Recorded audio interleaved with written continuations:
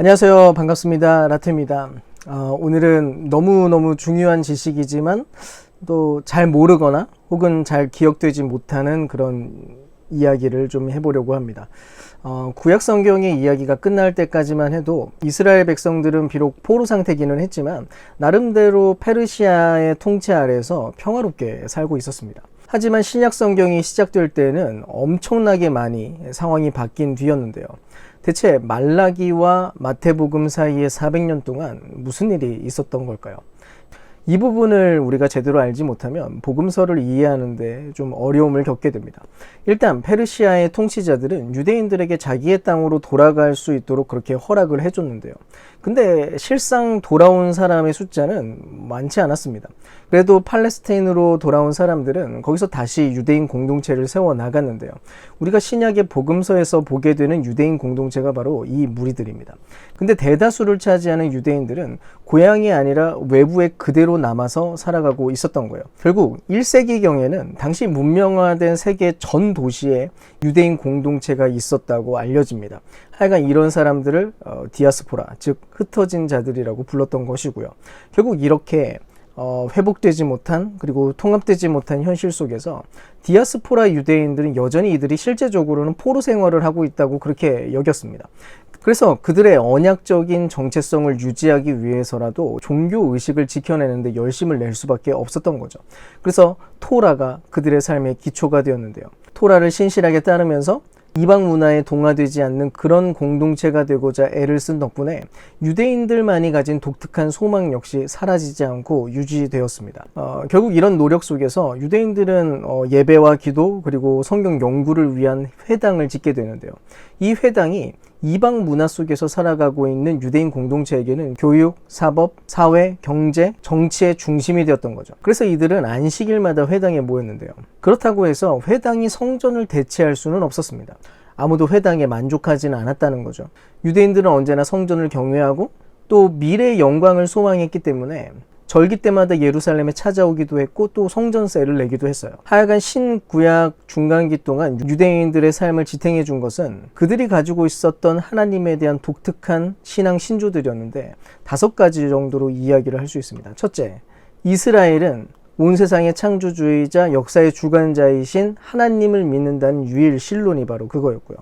둘째는 하나님께서 이스라엘을 선택했다는 믿음이었는데 하나님께서 바로 이 민족을 통해서 아담이 죄를 지은 이후에 망가진 이 세상에서부터 악을 제거할 것이다 라고 하는 바로 그 내용이었습니다. 세 번째는 토라에 대한 믿음이었는데요.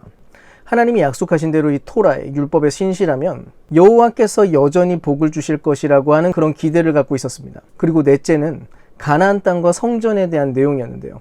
그 땅과 그 성전은 하나님께서 함께 하시는 곳이기에 거룩하다라고 하는 그 신념이었습니다. 마지막으로 하나님께서는 비록 지금은 이스라엘이 잠깐 죄를 지어서 심판을 받고 있지만 곧 자기 민족에게 계획했던 모든 영광스러운 것들을 회복시켜 주실 것이다 라고 하는 바로 그 소망이었어요.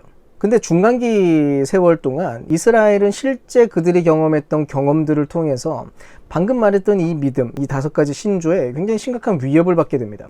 백성 중 일부는 약속한 땅으로 돌아왔는데 여전히 제국의 지배를 받고 있는 상황이었고요. 또 한 제국이 무너지고 나면 또 다른 제국이 일어나서 위협을 여전히 가하는 거예요. 거기다 더 끔찍했던 것은 이교 문화를 따라야 된다는 아주 심각한 압박이었습니다. 그들의 존재와 또 목적이 거의 무너질 만한 위험에 처하게 된 거죠. 결국 이런 어려움들 속에서 그들은 계속 이런 질문을 던졌습니다. 대체 왜 하나님이 개입하지 않으시는 걸까? 왜 이방 나라 중에서 하나님은 자신의 이름을 회복하지 않고 계시는 걸까? 대체 선지자들이 약속했던 그 내용들은 무엇이었단 말인가? 한때 페르시아 왕 고레스가 유대인의 귀환을 허락했을 때만 해도 그들은 의기양양했습니다. 하나님의 구원이 확실했으니까요. 신명기에서 있었던 그 약속이 지금 여기에서 성취되고 있다고 확신을 했었습니다. 근데 순식간에 이런 모든 소망들이 전부 당황과 또 좌절로 변해버리게 된 거예요. 귀환을 하기는 했는데 이후에 경험하는 모든 내용들이 기대와는 너무 달랐기 때문입니다. 하나님께서 그 순간에 우주적인 대개혁과도 같은 그런 일들을 시행할 거라고 생각을 했는데 우선은 이스라엘 백성들이 전부 돌아오지도 않았습니다. 많은 이들이 여전히 이집트나 바벨론에 정착해서 돌아오고 있지 않는 거예요. 성전도 재건을 하기는 했습니다. 근데 새롭게 만들어진 성전은 이전에 솔로몬이 지었던 성전에 비해서 터무니없이 초라하기 그지없었어요. 거기에다가 팔레스틴 그 땅, 그 약속의 땅은 여전히 외부 통치자들의 지배 아래 있었습니다. 결국 이들이 기대했던 것은 신명기 30장의 말씀들이었어요.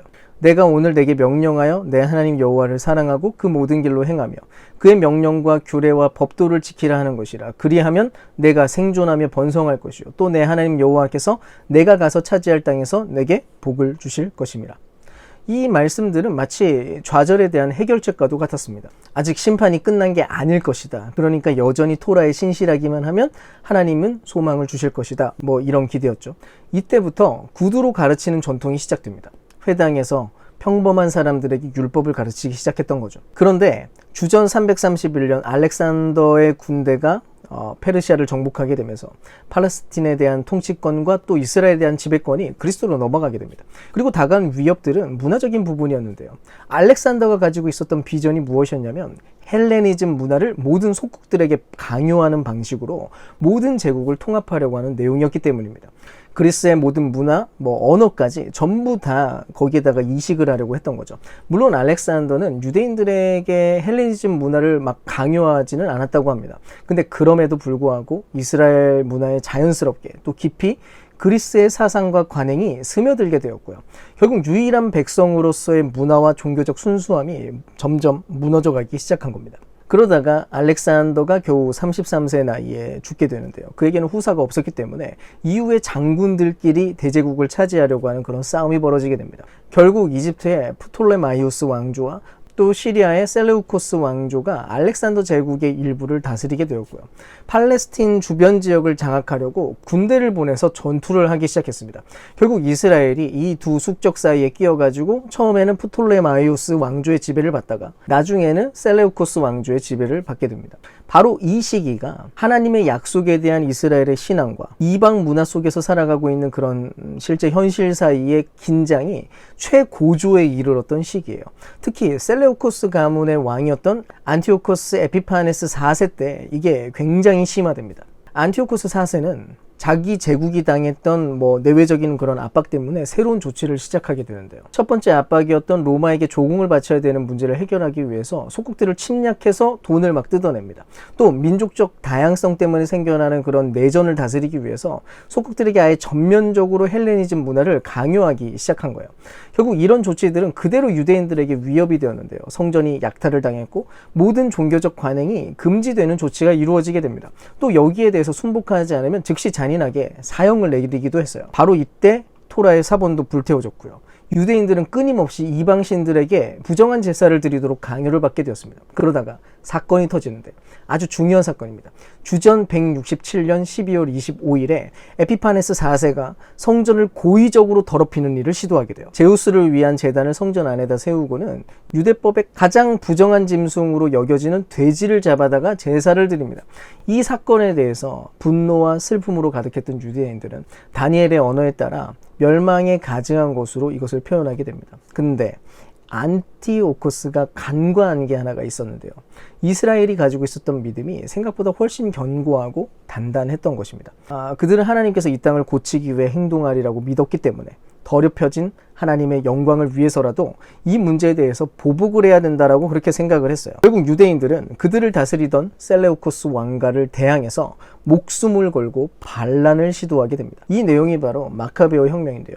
이 일은 당시 최고 제사장이었던 마타디아 벤 요하난으로부터 시작됩니다. 이교신들 중 하나에게 부정한 제물을 바치라고 하는 그런 명령을 받게 됩니다. 근데 그 내용을 거부하고 거기서 성전을 이미 더럽혀서 제물을 바치고 있던 유대인들과 또 그것을 감시하던 그리스 군인을 죽이게 돼요. 그리고는 5 아들과 함께 사막으로 도망가서 거기서 반군을 조직하게 됩니다. 그 이후 마타디아는 이제 늙어서 죽고 셋째 아들이었던 유다가 게릴라군의 수장이 되었는데요. 유다는 적군을 망치로 공격을 했다고 해서 별명을 얻게 됩니다. 그게 바로 마카베오예요. 망치라고 하는 뜻의 마카베오. 그래서 그와 함께 충성을 바쳤던 모든 반군들은 마카베오 군이라고 불리우게 됩니다. 사실 적군이었던 셀레우코스 군대는 절망적일 정도의 숫자적 우위를 보였는데요. 마카베오 군이 여러 차례 놀라운 승리를 경험하게 됩니다. 특히 주전 164년 12월 25일 즉 안티오코스가 성전을 더럽혔던 정확히 3주년 되는 바로 그 해에 이들이 호산나를 외치면서 종려나무 가지를 흔든 채로 예루살렘으로 진격해 들어간 거예요. 그리고는 성전 안에 있는 모든 더러운 것들을 다 없애버리고 깨끗하게 만들고 성전 전체를 여호와께 다시 봉헌하는 그런 일을 하게 됩니다. 아마 예수님께서 예루살렘에 입성하시던 그날 사람들이 기대했던 게 바로 이런 장면이었을 거예요. 어쨌든 바로 이 날을 기념하기 위해서 하누카, 우리 번역으로는 수전절이라고 하는 그 절기가 시작되게 됩니다. 그리고는 유대의 독립과 자치 시기가 찾아오게 된 거예요. 사실 신약의 복음서를 제대로 이해를 하려면 방금 이야기했었던 안티오코스의 이야기와 마카베오의 그 혁명이 굉장히 중요하게 다루어지고 이해될 필요가 있습니다. 실제로 이 사건은 마치 출애굽 사건처럼 그들의 역사 안에서 굉장히 결정적인 순간이었기 때문이에요. 유대인들에게 있어서는 하나님이 자기의 성전을 회복하시고 자기의 율법을 나타내기 위해서 백성을 구원한 사건으로서 믿어졌거든요. 결국 바로 이렇게 역사하신 하나님이 또 한 번 그렇게 역사하실 거라고 유대인들은 믿었습니다. 이스라엘의 진정한 회복 말이죠. 근데 이 상황이 또 다른 국면을 또 맞이하게 돼요. 마카베오는 하나님의 율법에 헌신했다고 할지라도 그들에게서부터 계승된 하스모니아 왕조의 왕들이 이교적 헬레니즘 문화에 너무 많은 호의를 보였고 또 정치 권력을 유지하기 위해서 많은 부분을 타협해 나갔던 것입니다. 바로 이 부분에서 우리가 로마를 좀 주목을 해야 되는데요. 알렉산더 대제가 죽고 나서 두 왕조가 그리스의 통치권을 갖게 됐다고 말씀을 드렸는데요.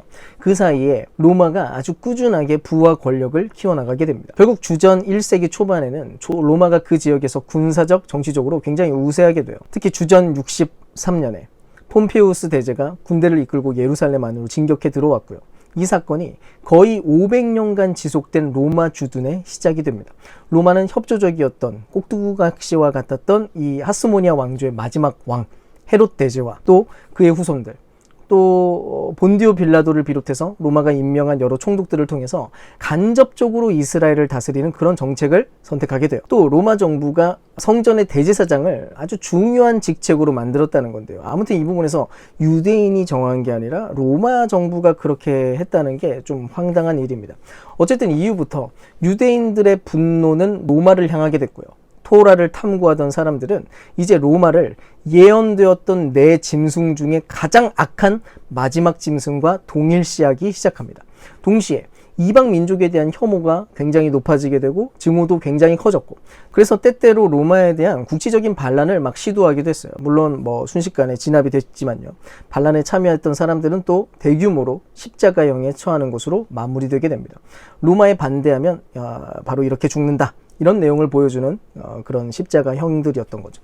그럼에도 불구하고 이스라엘은 이 시기 동안 메시아 같은 혹은 유사 메시아 같은 인물을 필두로 해서 혁명운동이 자주 일어나게 돼요. 즉 유대인이 거주하는 팔레스틴은 로마 사회 안에서 가장 완고하고 비협조적인 지방으로 남아 있었던 거죠. 바로 이렇게 예수님이 오시기 전까지 이스라엘은 소망과 두려움이 가득하고 동시에 열광적인 민족으로 남아 있었습니다. 그들은 이교 통치자들에 의해 지배받는 것에 굉장히 지쳐 있었고, 하나님 나라가 마침내 다가올 것에 대한 열망으로 그들의 마음이 가득 차게 되어 있었어요. 또 무엇보다도 그 하나님의 나라, 그들이 꿈꾸는 그 나라가 임하기 위해 행동할 준비가 되어 있었던 것입니다. 일단 오늘은 여기까지 이야기를 하도록 하고요. 다음 영상에서는 당시 이스라엘이 가지고 있었던 여러 하나님 나라에 대한 소망, 그런 여러 입장들에 대해서 한번 살펴보도록 하겠습니다. 바리새파, 사두개인들, 헤롯 당원, 이런 사람들, 이런 여러 가지 각각 다른 입장의 정치적 어떤 소망들에 대해서 한번 이야기를 해보도록 하겠습니다. 오늘은 여기까지 하겠습니다. 감사합니다.